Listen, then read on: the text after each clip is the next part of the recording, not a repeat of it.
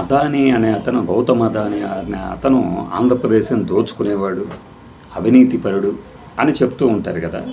మరి ఈ ప్రభుత్వం అతని అవినీతిపరుడా? లేకపోతే జగన్మోహన్ రెడ్డి ఆయనని గూడా బెదిరించి లంచాలు తీసుకొని సెక్కితో విద్యుత్ ఒప్పందం కుదుర్చుకున్నాడా? ఎందుకంటే ఈ ప్రశ్న మరి అదానీకి ఒక కరకవలస మండలం మారికకొండ అనేది ఒక జల విద్యుత్ ప్రాజెక్టు కోసం 213 ఎకరాల మేర కట్టబెట్టబోతుంది ఈ ప్రభుత్వం.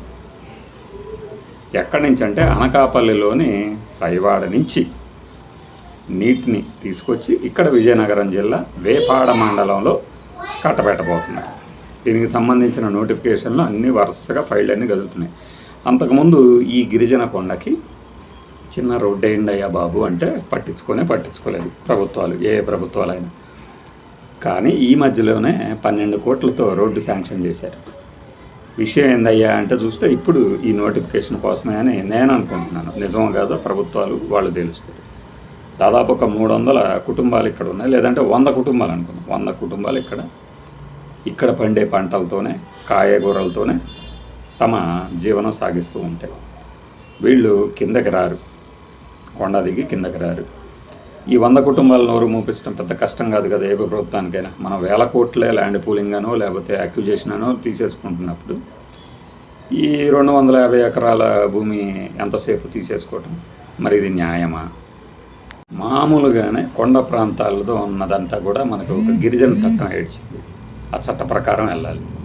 మరి ఇక్కడ నోటిఫికేషన్ ఇచ్చేసేసి వాళ్ళకేదో కొన్ని లక్షలు ఇస్తామని చెప్పేసి 2013 నాటి భూ నిర్వాసితుల చట్టాన్ని అప్లై చేస్తే భారీగా డబ్బు రూపంలో వస్తుంది. కానీ వాళ్ళ భూమి ఇప్పుడు పర్యావరణ ప్రేమికులు పర్యావరణాన్ని నాశనం చేస్తున్నారు అని చెప్పే వాళ్ళందరూ ఈ జల విద్యుత్ కేంద్రం కోసం అని చెప్పేసి ఈ కొండని అదానీకి, ఈ మారిక కొండని అప్పగించడాన్ని ఏమనాలి? పైగా అదానీ అవినీతిపరుడు కదా, లంచాలు ఇచ్చేసి విద్యుత్ ఒప్పందాలు కుదుర్చుకున్నారు కదా మనతో. మరి ఈ మంచి ప్రభుత్వం దాని మీద ఏం మాట్లాడదా? ఒకటి ఇక్కడ తేలాలి. అదానీ గారు అవినీతిపరుడు కాదా? జగన్మోహన్ రెడ్డి మాత్రమే అవినీతిపరుడా? ఇలాంటి ఇద్దరితో కుదిరిన ఒప్పందాన్ని ఏమీ చేయలేక సరే జాతి హితం కోసం దాన్ని రద్దు చేయలేదు. మరి అదానీతో ఇలాంటి ఒప్పందాలు ఎందుకు కుదుర్చుకుంటున్నారు? తేల్చాలి కదా. ఎవరు ఇక్కడ మంచివాళ్ళు మరి? ప్రజల లేకపోతే అధికారుల? కోల్పోతున్న వాళ్ళ భూములు? అదానీ జల విద్యుత్ కేంద్రము ఒకవేళ వైఎస్ఆర్సీపీ హయాంలో వచ్చినా కూడా ఈ కొండని తీసుకోవటం అనేది అన్యాయమే.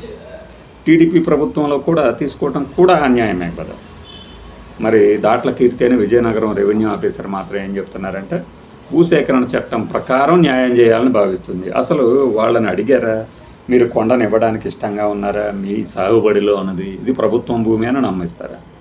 మొత్తానికి 2 విషయాలు తేల్చాలి. గౌతమ్ అదానీ మంచి వ్యక్తే కాదా? ఒకవేళ మంచి వ్యక్తి అయితే ఆ ఒప్పందాన్ని ఎందుకు రద్దు చేయాలనుకున్నారా?